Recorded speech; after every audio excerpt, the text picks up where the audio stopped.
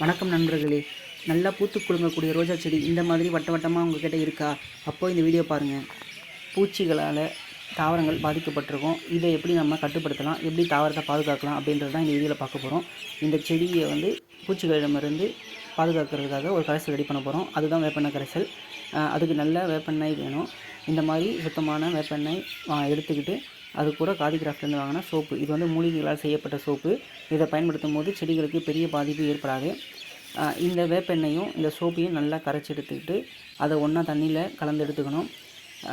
வேப்பெண்ணெய் தண்ணியில் கலக்கும்போது எண்ணெய் மிதக்கும்.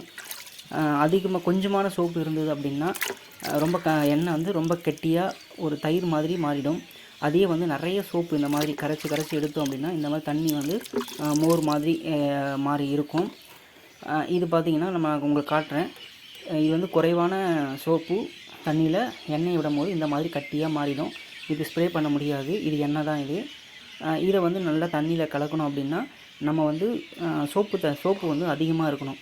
என்ன தான் நம்ம இதை கலக்கி தண்ணியில் கலக்கினாலும் சோப்பு குறைவாக இருந்ததுன்னா இது கட்டியாக தான் இருக்கும். நிறைய சோப்பு கரைச்சா மட்டும்தான் இந்த மாதிரி தண்ணியாக ஆகும். இந்த கட்டியாக இருக்கக்கூடிய இந்த எண்ணெய் இந்த சோப்பு தண்ணியில் பாருங்கள் ஈஸியாக கரைஞ்சிரும். இப்போது இந்த சோப்பு தண்ணி பார்த்திங்கன்னா நல்லா வேப்பெண்ணெய் ஸ்மெல், அதாவது நல்லா கசப்பு தன்மை உடைய அந்த ஸ்மெல் வரக்கூடிய தண்ணியாக இருக்கும். இப்போ நமக்கு தேவையான எண்ணெய் கரைசல் ரெடி ஆகிடுச்சு. இந்த மாதிரி நல்ல எண்ணெய் கரைஞ்சதுக்கப்புறம் நல்லா தண்ணியில் கலந்ததுக்கப்புறம் தான் நாம் ஸ்ப்ரே பண்ணணும். லைட்டாக தண்ணியில் மிதக்கி இருந்தாலும் அது பெரிய பயன் தராது. அதே மாதிரி சோப் கட்டிக்கிட்டே இருந்தாலும் அது நமக்கு பயன் தராது. இந்த மாதிரி நல்லா கரைஞ்சிருக்கணும். அதுக்கு நிறைய சோப்பு பயன்படுத்தி நல்ல கரைசல் தயாரிக்கணும். இப்போ இந்த வேப்பெண்ணெய் கரைசல் நம்ம தாவரங்களுக்கு பயன்படுத்தும் போது பெரிய அளவு பாதிப்பு செடிகளுக்கு இருக்காது. பூச்சிகள் இந்த வாசனைக்காக திரும்ப செடி மேலே வராது. ஸோ தாவரங்கள் நல்லாவே இருக்கும், செடி பாதுகாப்பாக இருக்கும், பூக்கள் நல்லாவே இருக்கும், மொட்டுகள் வைக்கும். நீங்கள் இந்த மாதிரி சரியாக செஞ்சு பாருங்கள். இயற்கை பூச்சி விரட்டி வேப்பெண்ணெய் கரைசல். இது இல்லை அப்படின்னா பஞ்சகாவியமும் பயன்படுத்தலாம். இது ரெண்டுமே நல்லா சிறந்த பூச்சி விரட்டி தான். இப்போ நம்ம இது ஸ்ப்ரே பண்ண போகிறோம்.